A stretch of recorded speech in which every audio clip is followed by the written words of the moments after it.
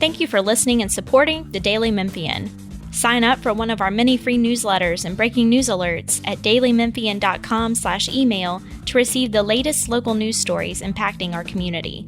Our weekly newsletters cover everything from sports to arts and culture, business, food, and more, along with daily updates of all the news we publish each day. Sign up or manage your email preferences at dailymemphian.com/email.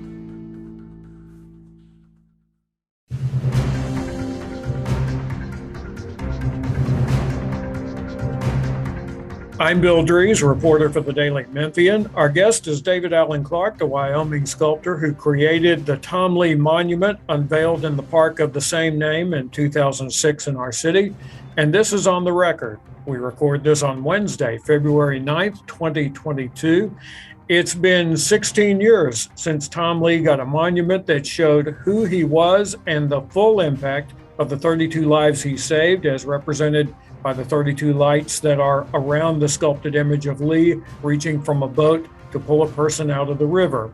What you see in the monument is what happened on May 8, 1925. A boat, the M.E. Norman, filled with civil engineers and their families, capsized on the Mississippi River south of Memphis. Tom Lee, on a much smaller boat called the Zeph, had passed the Norman and turned around after he had passed, just in time to see it flip.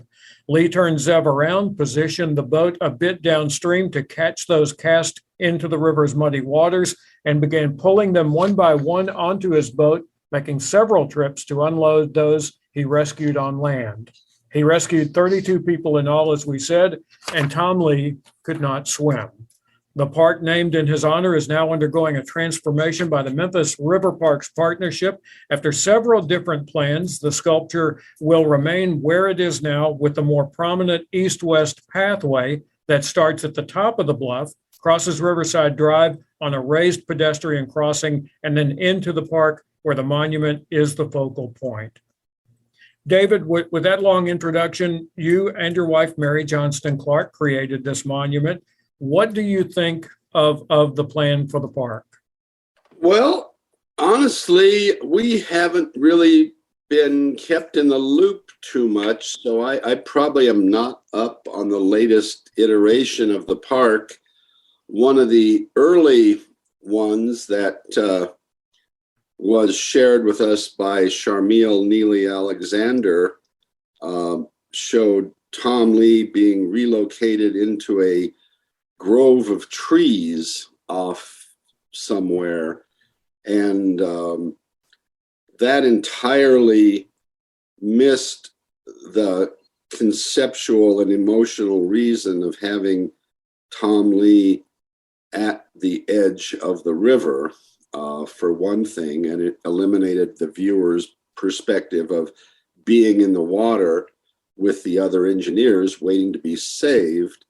So we were able to, Mary was able to draft a letter to the landscape architects at the time explaining our point of view and the message that was embedded, literally embedded in the concrete, with the lights representing the lives, and how that ideally works at night as a column of light with some of the mist and humidity that is frequent down there, and just the point that it's elevated, you're in the water. And apparently that thankfully the architects took that to heart and are leaving it where it is, which I think is a good and proper decision, not for me and my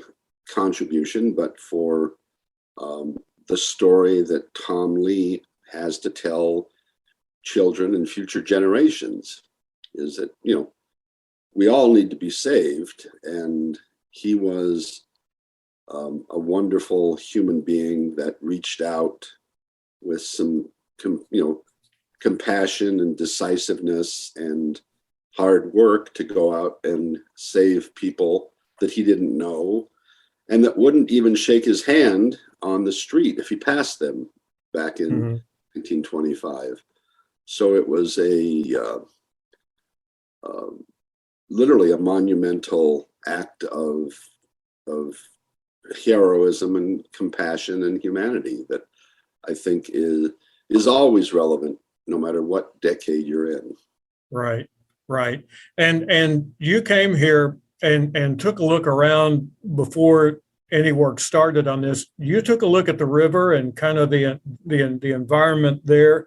And I think I remember talking to you at the time. And the river is quite a sight if you haven't ever encountered it before, and you really get a sense of what he did out there on the river.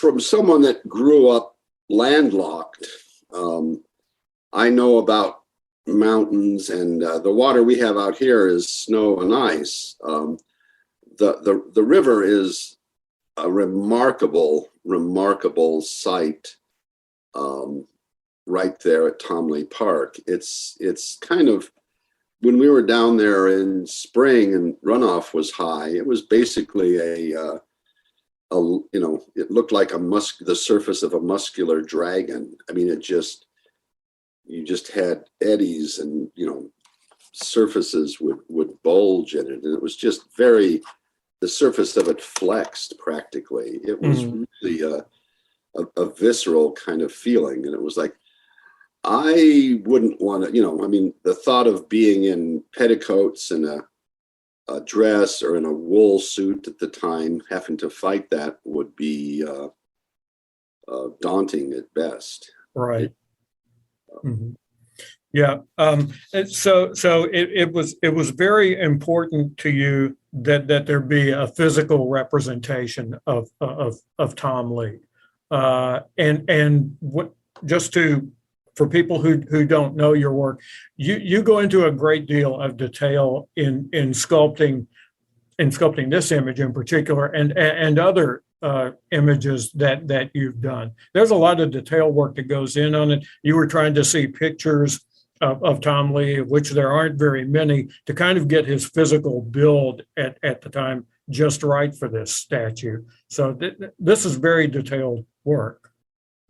Well, thank you for recognizing that, and that is true. Is that we're very conscious of two things. One, bronze lasts functionally forever, and we like our work to kind of be what we kind of coin as a textbook in bronze. And in that regard, I want the story and the details of the story, the telling details, to be portrayed accurately and remembered accurately for future generations, so that it isn't just my interpretation of things. I think it's important to get the physical truth of things right.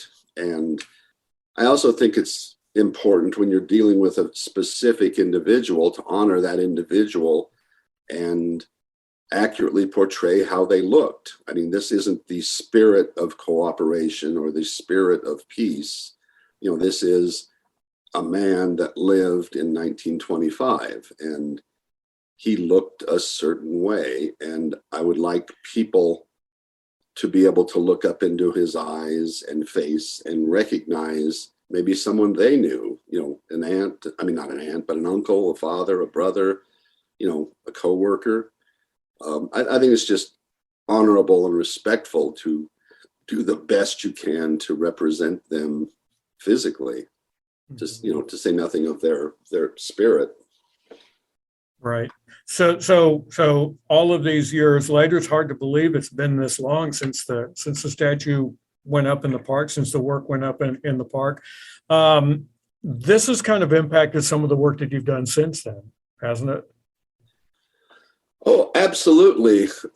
It's really kind of an organic process. It wasn't planned, but this led us to work more with underserved populations and competitions that had a social justice component to them, that you're trying to recognize people that had previously been overlooked. And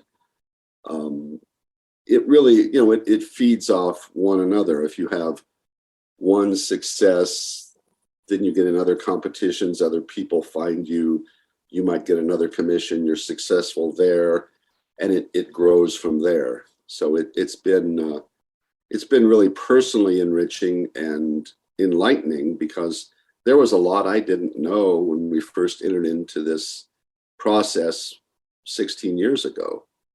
And it's just expanded since then. Mm-hmm. Mm-hmm. You also, it led to other work here in the city of Memphis.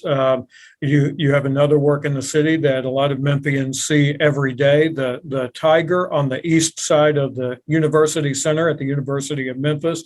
So you kind of got a crash course in Memphis, so to speak. And I want to say that the Tom Lee statue has really, it's extraordinary what happens when people, I think, see themselves in a work like this.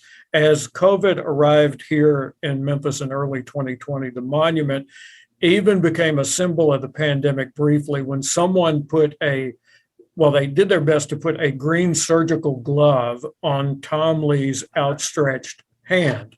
The glove was a tight fit, which raised an interesting point. Statues seem to always be at least a bit larger than life size. I think probably for us to grasp what they mean as well. But your work as the tiger is seen by students every day at the University of Memphis as they go to and from in their various journeys there. So kind of a crash course in the city, right?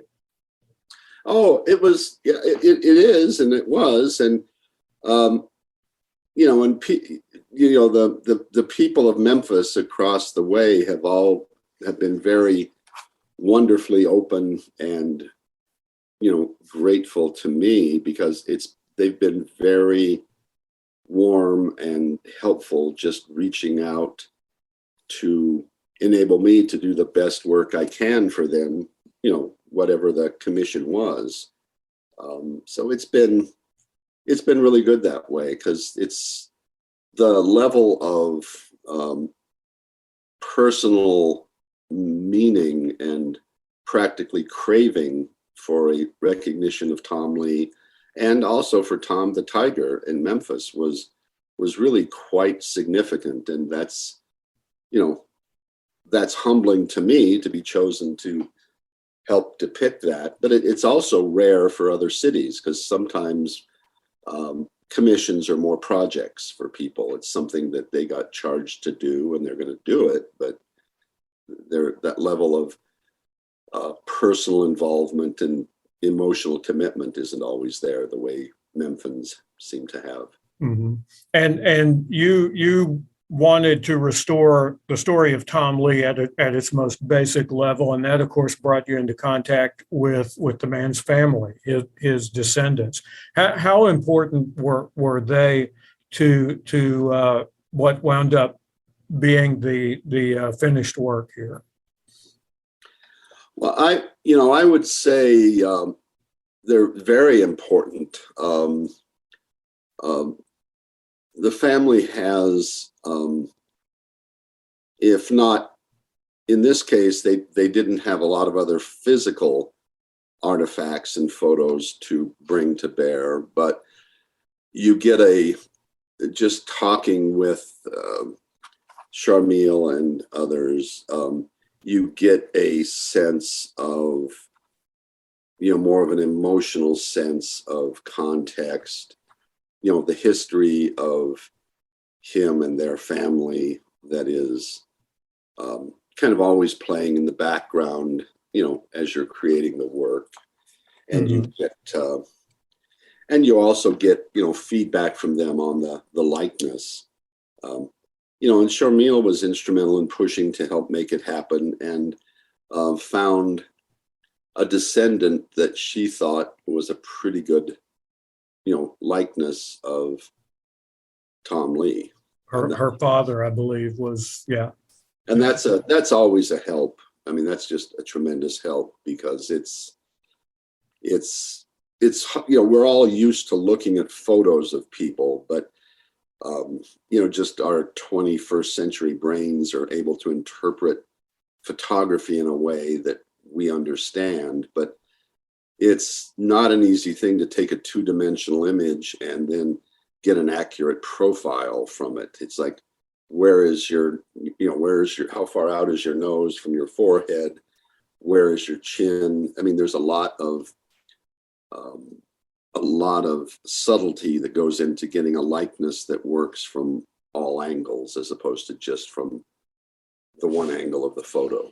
Mm-hmm. So, and the family, it is just nice to have their feedback and input and have a sense of, belonging with them, that you're helping them fulfill something that's been a long-term goal. And just oral histories, are important. They help. Right. They help subconsciously. I can't say that there's a direct processing line, but they help you. Mm-hmm. Mm-hmm. A final point.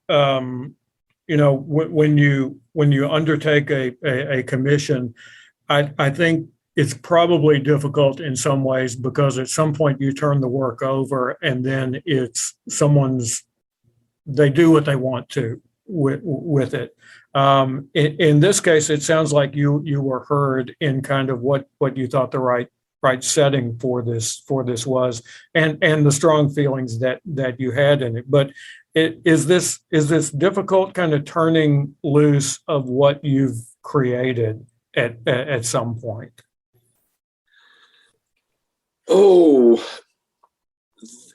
It's somewhere between necessary and very difficult,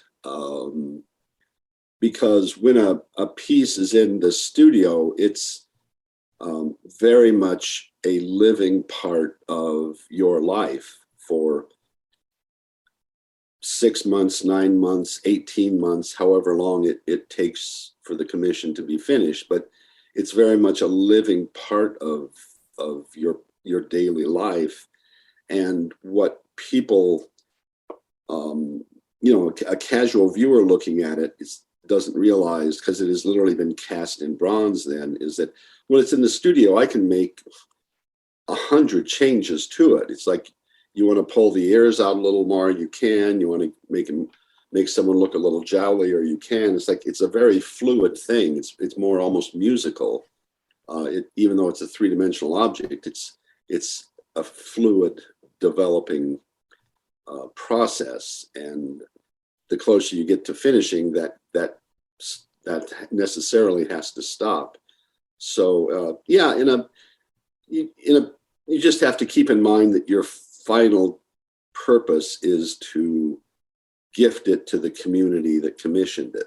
And the closer it gets to being finished, the paradoxically, the easier that gets to do and the harder it gets to do, because you do want people to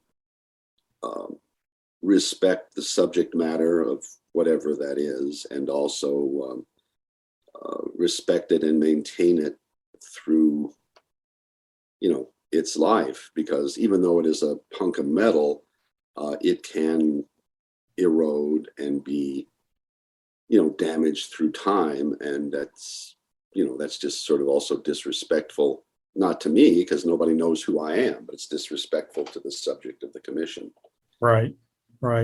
Well, the statue is still a very vital monument, and hopefully you'll be back to take a look, because the work has been widely accepted here in the community.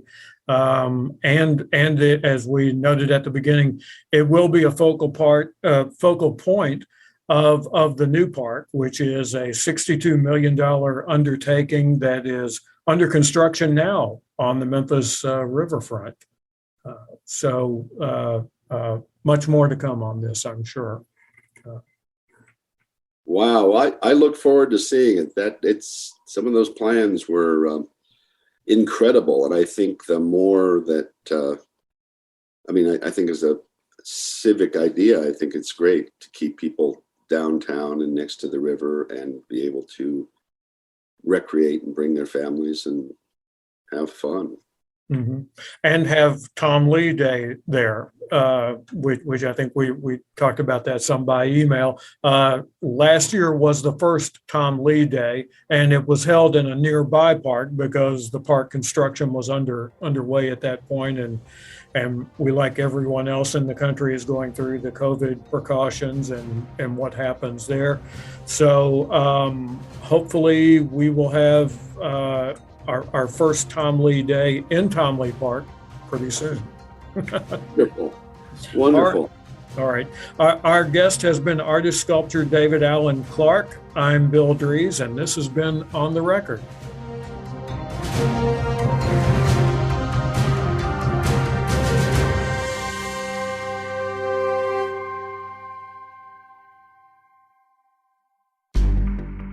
In-depth journalism in the Memphis community, the Daily Memphian is of Memphis, not just in Memphis, and seeks to tell the stories of this city.